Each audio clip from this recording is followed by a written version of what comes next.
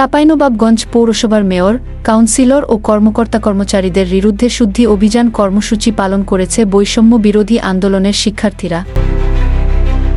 সোমবার দুপুরে চাঁপাইনবাবগঞ্জ পৌরসভা কার্যালয় ঘেরাও করে শিক্ষার্থীরা। এ সময় আতঙ্কিত নির্বাহী প্রকৌশলী তৌফিকুল ইসলাম গুরুতর অসুস্থ হয়ে পড়েন। এক পর্যায়ে তাকে চাঁপাইনবাবগঞ্জ জেলা হাসপাতালে নিয়ে যায় শিক্ষার্থীরা।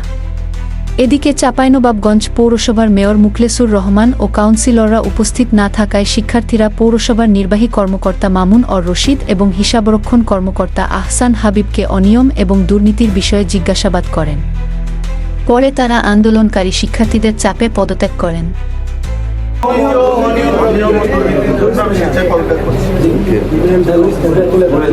এছাড়া সংরক্ষিত নারী সদস্য ও প্যানেল মেয়র নাজনীন ফাতেমা জিনিয়াকে পদত্যাগ করতে বললে তিনিও পদত্যাগ করেন।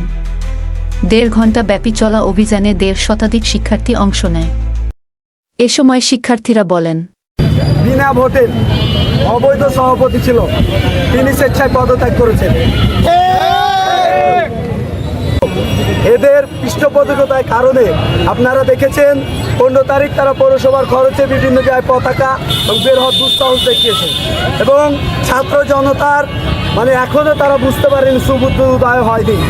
এই দায়ে বিভিন্ন অনিয়ম, দুর্নীতি এবং পৌরসভা থেকে এই জুলুমবাজ পৃষ্ঠপোষকতা করার কারণে অনিয়মের কারণে পদত্যাগ করেছে। সবাই আপনারা মিডিয়া কর্মীরা আপনারা উপস্থিত থেকে দেখেছেন, তারা স্বেচ্ছায় অনিয়ম দুর্নীতির দায়ে, বৈষম্য দায়ে পদত্যাগ করেছে।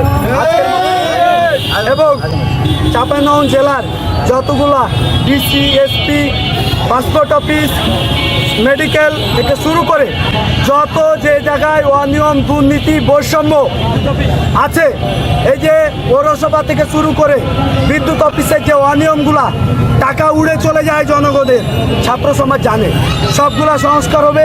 আপনারা ধৈর্যের সহিত, শৃঙ্খলার সহিত আপনাদের ছাত্র ভাইদের এই বিজয়কে সহযোগিতা করবেন সংস্কারের মাধ্যমে। চাঁপাইনবাবগঞ্জের সকল সাধারণ জনগণদের অবগতির জন্য বলছি, আগামীতে আমরা নেস্কোতে আমাদের যে প্রত্যেকটা সেক্টরে যেভাবে করে আমরা পরিচালনা করছি, যাচ্ছি আমরা, আগামীতে আমরা নেস্কোতে যাব।